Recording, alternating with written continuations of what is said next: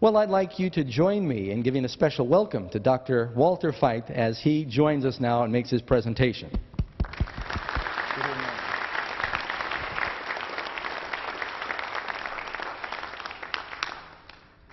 Good evening, everyone.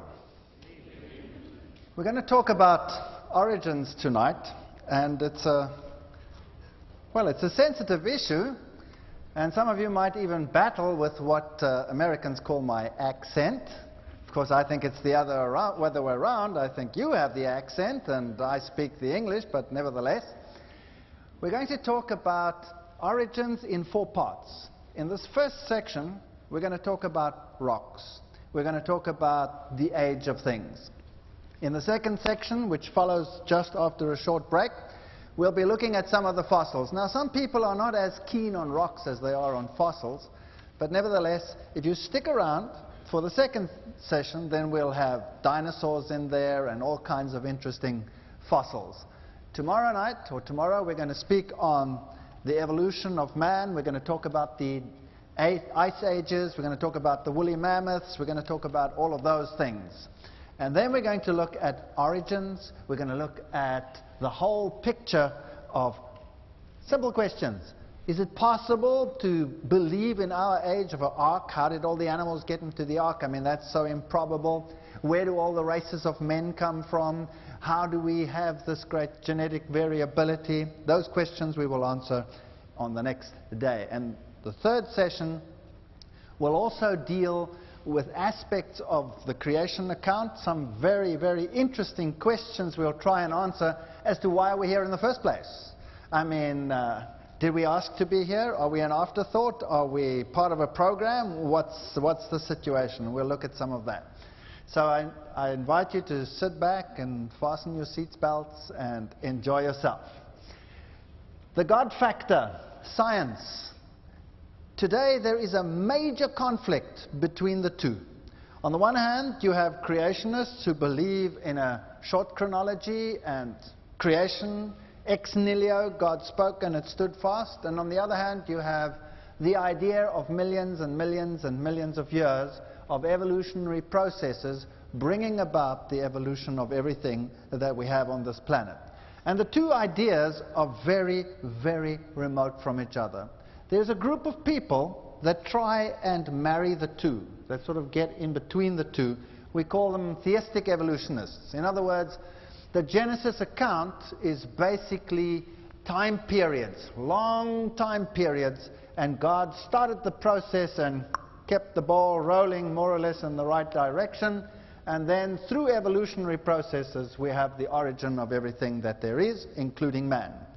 There are a few basic problems with that. Number one is the time sequence is way out of sync. For example, the plants are there then millions and millions of years before there is a sun. And you could have a problem with that because of day 4. Another problem that you could have with that is that evolution requires the survival of the fittest to the detriment of the not so fit, which then leads to extinction. And the biblical account says that death came in as a consequence of an action of man, which is defined as sin. So you run into all kinds of problems to reach the compromise. Nevertheless, we have all those groups in the scientific world at large. I would say the largest body of evolutionary scientists do not incorporate God into their model. And I myself was an atheist and an evolutionist for many, many years. I taught evolution at the graduate level for 19 years. So I'm very acquainted with the idea, and I was very convinced of the idea. And so we're going to contrast the two. Now, sometimes people will say to me, now hang on a second, I would like to see both models receiving equal exposure. And that is unfortunately not possible in the time frame that we have. And in any case, let me point out that the one model, the evolutionary model, gets more than its fair share of exposure. You switch on a television set, you go to any museum, you go to any school, fraternity, whatever, university, and the very first words you will hear will be of an evolutionary nature. So everybody is aware of it. They see it in movies from morning till night. So grant me a little bit more exposure to the other view this evening, although I will try and do justice to the previous view as well. Otherwise, I would have to say that I was off the wall when I was an evolutionist, and obviously I thought I was pretty normal, or so I thought. All right, the God factor. Do they really get along? I found this little letter in one of the letters to Time magazine quite interesting. Moses was hated in his day because he told the truth. If he lived in these dark times, he'd be twice as hated. And I wondered, why did Time magazine put that one there? If you take man as an entity and you look at the complexity of this creature, then it really is quite incredible, if you think about it, that such an organism, which is so complicated that it took a body of scientists worldwide to try and just figure out the basic physiology over the last millennia. And what we know today is really a fraction of what happens in that organism. And some of the mechanisms that operate in this organism are so complex that if you work out and compute the probability of these things coming into existence by processes governed by chance and then natural selection, well, then it really does boggle the mind, and we will see in the fourth lecture that there are some major problems. Mankind today regards himself at the pinnacle of the evolutionary process, having evolved intelligence, the capacity to put people on the moon. But of course, everything, according to the theory, has its origins right down there in a primeval soup. And if we go back even further, we can go to a time period in the history of the world when at some stage science says there was a Big Bang. And this Big Bang consisted of all the matter that is now present in the entire universe, compacted in a dot smaller than the size of an atom. Well, it varies. Some scientists say the size of an egg. And from there, through the eons of time, all matter had to arise, and from then on, all organic evolution had to take place until we have organismic evolution, animals and plants and creatures coming into existence. And that is basically in the last fraction of time. Now, evolutionary scientists have a model for the evolutionary process. And let me put it to you quite frankly. It is a logical model. Do you think that all those bright scientists out there would follow something that is not logical? But logic is not always right. There is a vast difference between logic and what is right.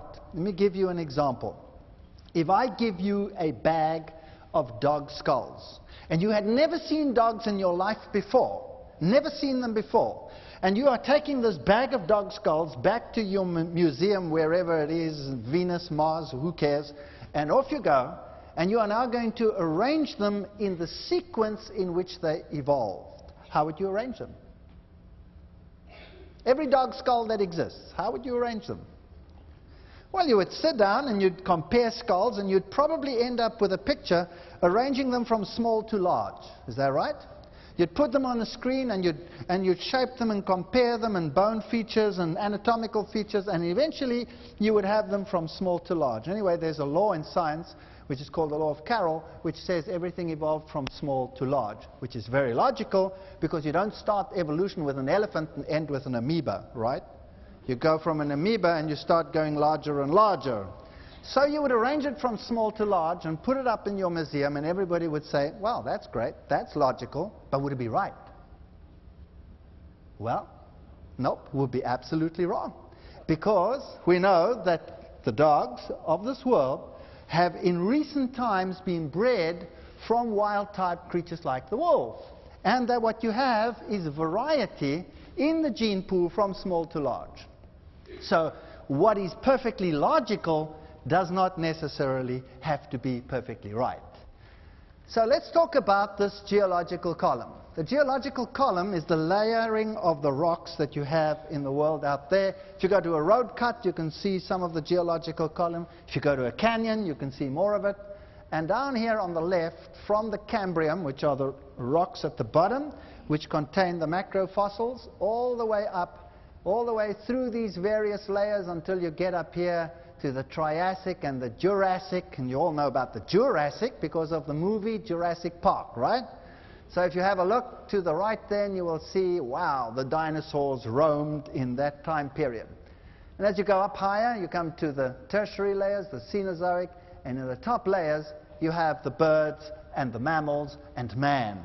So you have the sequence of fossils in the rocks as well. So two problems. Number one, you have a sequence of rocks, layers of rocks, where did they come from? And you have a sequence of fossils in the rocks, where did they come from? Science says the rocks are a record of time in the history of all geology. So that's a record of time.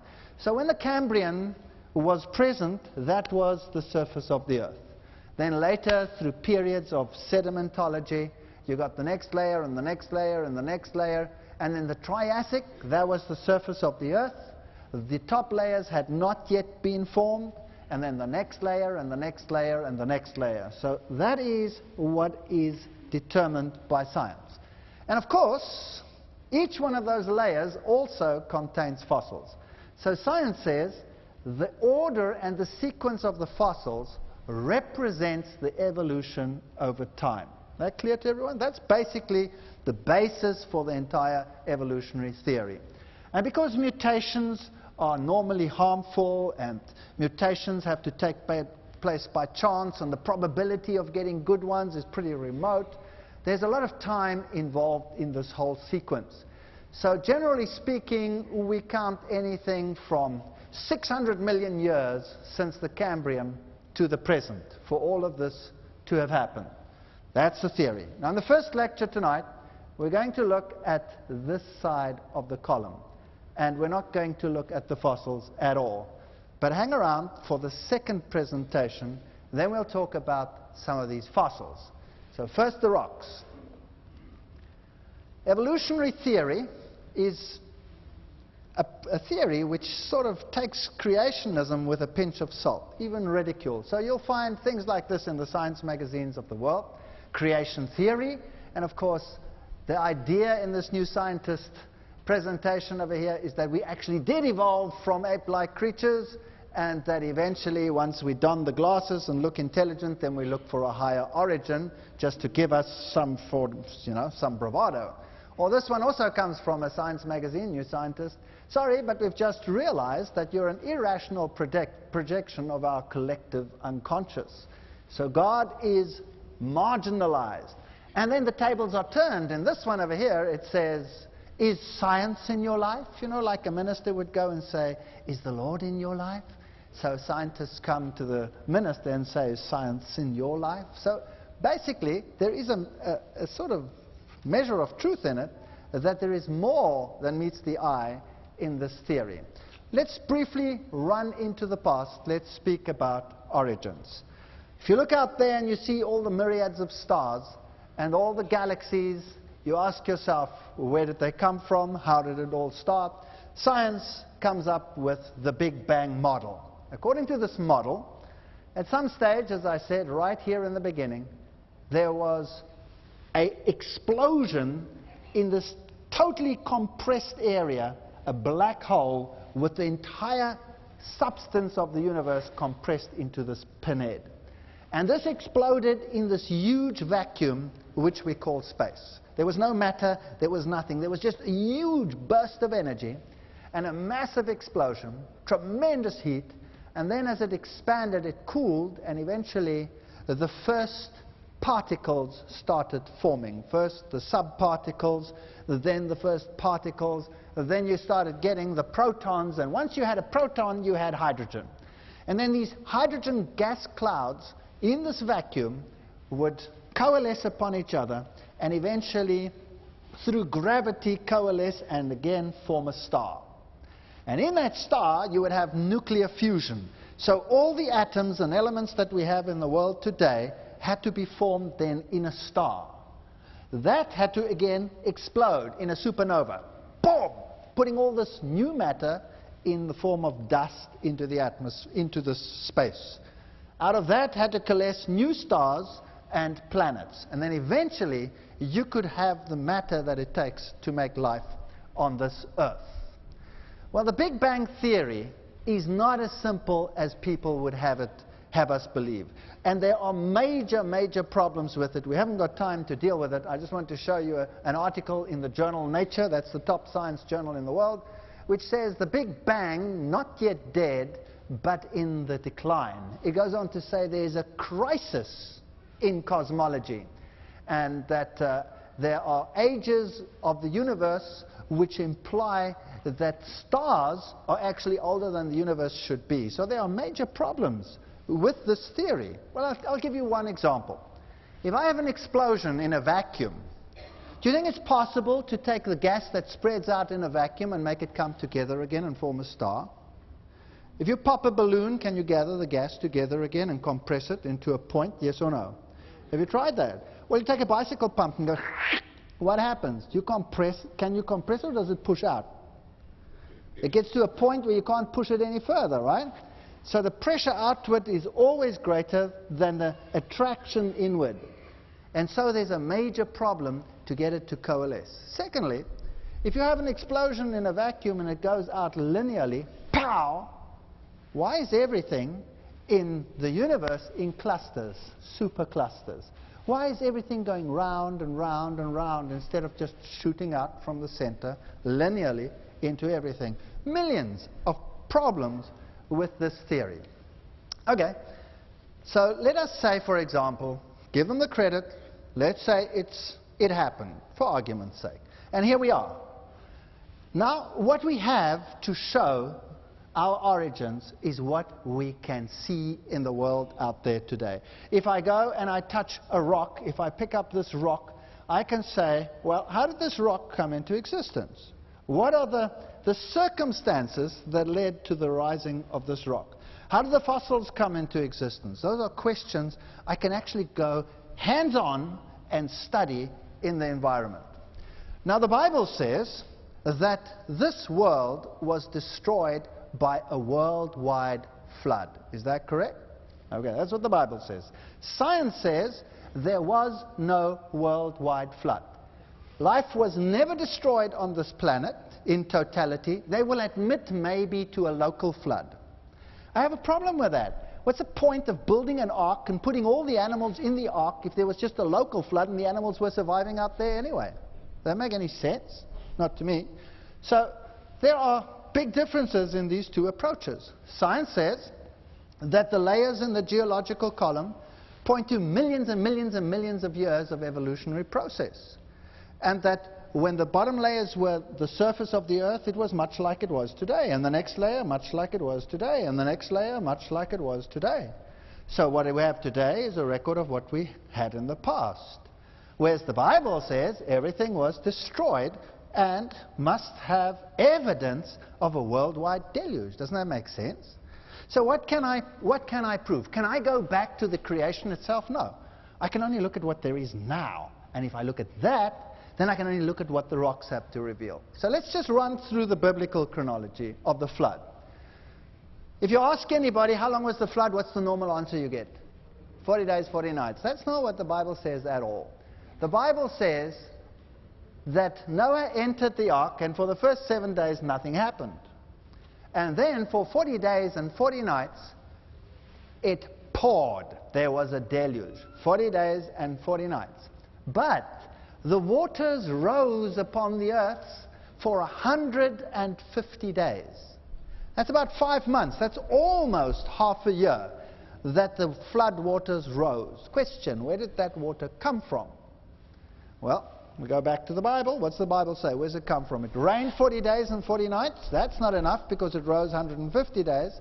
But it says that the waters of the great deep burst forth. So there must have been explosive tearing up of the earth's crust. The water shot out from the fountains of the deep. And the book of Amos says, who is like unto the Lord, who takes the water of the Tehom, and referred to there as the ocean, and pours it over the land. So is it possible that you actually had depression of the continent, upwarping of the ocean floor, so you had this sort of activity, you had pouring of the materials in the ocean onto the land, breaking up the continents at the same time and flooding it from the top. That's major, major geological upheaval. Then the Bible says, after that the water started to decline, and then you can take the age of Noah, and eventually after 1 year and 17 days he left the ark. 1 year and 17 days. All right, let's go to the rocks. If you go to the rocks, you will find that the rocks are layered in different layers. Layer at the bottom, a layer above, a layer above, and a layer above, and a layer above. Geologists say each one of those layers is millions of years older than the next, the next, and the next, and the next. It's called the law of superposition. So if we look at these layers of rocks, then this was once the surface, then that, then that, then that, then that, then that, etc., all the way up. And each one represents time. So during the Cambrian, you had these creatures. During the Ordovician, you had these creatures evolving. During the Silurian, you had those funny creatures. And as you go up to the higher levels, you get all the plants and the animals on the land starting to develop. Then up here in the Jurassic, you had the dinosaur and the reptiles. And in the upper layers, you have the mammals. Let us go and have a look at a section of those rocks. Now, the best one, unfortunately, always in the world is right here in the States. And the Grand Canyon gives you a great picture of the lower rocks, the Paleozoic. And I want you to look at them carefully. Can you see that you can see the layers very nicely? So here's a layer, and then there's another layer, and there's another layer. And there you can see also part of this layer that stretches across the back there. One thing that is very obvious is that the contact line between them all is very straight. Can you see that? They're like boards, one on top of the other. Gloop, gloop, gloop, gloop. But remember, what does science teach? Each one of those layers was once the surface of the earth. What does the surface of the earth look like in the world today? Is the whole world uniformly flat, or do we have canyons, valleys, mountains, hills? What does it look like? Well, sure, it's not uniformly flat. So we go down the Grand Canyon. Scientists have been so good as to put up boards to tell us what happened. And here's a problem. In some places they actually have a problem. And here's one of them. It's called an unconformity. And the problem is that you have certain rock layers in some areas which are absent in other layers. And here in the Grand Canyon series, there are some of these missing rock layers. Now, that shouldn't be a problem, but it is a problem. I'll tell you why. Because science says each one of those rock layers represents time. Is that right? So if it represents time and the layer is not there, what does that do to time? It takes it away. So obviously, if you have this notion that the layer represents time, then you have to explain it this way. You say, well, here they have a little diagram explaining what happened. The missing layers actually were there. So the layers underneath formed, then the missing layers formed. And then there was a period of erosion. So they were rubbed out in this area. Rubbed out until they were gone, and then the next layer came on top. And that's why you have a gap. And they explain that by saying there was a time of erosion. Now if you go to the Grand Canyon, and you go between this layer over here and this one's called Muav, this one's called Redwall, and you go along that line over there, can you see how nice and flat it is down there? There you go. There are 100 million years missing. Gone. 100 million years. And between this layer and the next one above, 30 million years missing. Apparently through erosion. Absolutely flat. Now, let me put that in perspective for you. The average rate of erosion on this planet varies from about 6 centimeters. Now, what is that in American? 6 centimeters. It's about so much. So what's that? About 3 inches, let's say, 2.5 to 3 inches of the Earth's surface to this, just over 6 feet. So in the Himalayas, where it rains a lot, about 6 feet of the surface of the soil in the mountains gets washed down, ends up in the ocean. Every year, 75 billion tons of sediment ends up in the ocean. Let's take the lowest figure. Let's take the 3 inches. Take the lowest figure. And you take the average height of the continents. How long, at that rate, before the whole continent is gone in the ocean? Well, it works out at 10.2 million years. 10.2 million years. And we're supposed to believe that everything has been around for hundreds of millions of years. 150 million years since the breakup of the continents. Even much more, twice, 3 times that much before the breakup of the continents. And yet everything is still there, from the oldest to the youngest. It's a bit problematic. All right, so 30 million years should put it into perspective. That's enough to wash the continents into the ocean 3 times over. Here's another one. At Dead Horse Point, over here, there are 12 million years missing, absolute flat contact. Now, science says there was a period of erosion there. Above that, on that other line over there, 30 million years missing. Here's another one, a sandstone and Moen Kopi over here, these layers, 20 million years missing. Now, as I pointed out before, they're missing, they say, because of erosion. But erosion does that. Now, I found this in the Cedarburg in Africa. You can find it anywhere in the world. But this is phenomenal stuff. Very exciting. I want you to be excited. 3 layers of rock. 1, 2, 3. The bottom one, of course, millions of years older than the one above it. And the next one, millions of years difference than the one previous. So that's the oldest at the bottom, slightly younger in the middle, and the very top one over there is the youngest layer on top. Now, the top one is subject to present-day erosion. Can you see how nice and flat it is on top? I'm sorry, it's not so flat, right? It's quite bumpy. Why is it so bumpy? Because of erosion. If I had to put another layer, let's say I depress the continent and I have an erosion period above that, what would the contact look like? Flat or like this? It should look bumpy, is that right? But it isn't. Now, what about the one beneath? What's that like? Flat. Do you think it was ever the surface of the Earth long enough to have developed erosional features? Yes or no?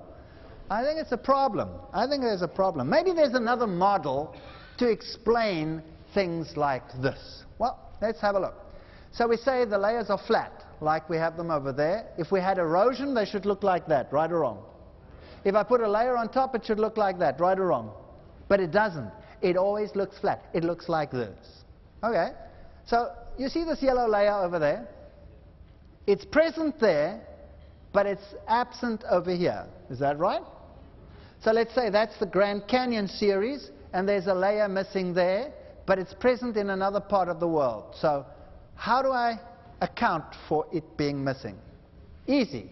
I say the layer was there, but it was a period of erosion before the next layer, the red one above it, was deposited, and so it was rubbed out in this area, and then the next layer was put on top. That's why it's missing. Is that what science says, yes or no?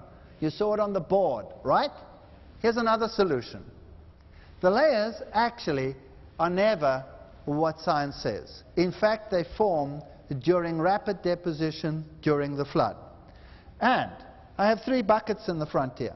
I have a huge bucket of black mud. And I have a small bucket of yellow mud. And I have a big bucket of red mud. Those 3. Now I take the black mud, the big bucket, and I go, Choo! And I spread it across this hall.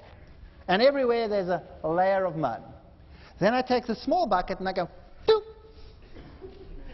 And it only spreads as far as in the front here. Then I take the big bucket and I spread it again. If I make a section at the back, how many layers have I got? 2. If I make a section in the front, how many layers have I got? 3. So I must conclude that millions of years of erosion in the back removed the layer that's missing. I could have another model and I could say, hang on a second, maybe there wasn't enough mud to get there. Are you with me? Everybody with me? Okay. Let's see if we can do something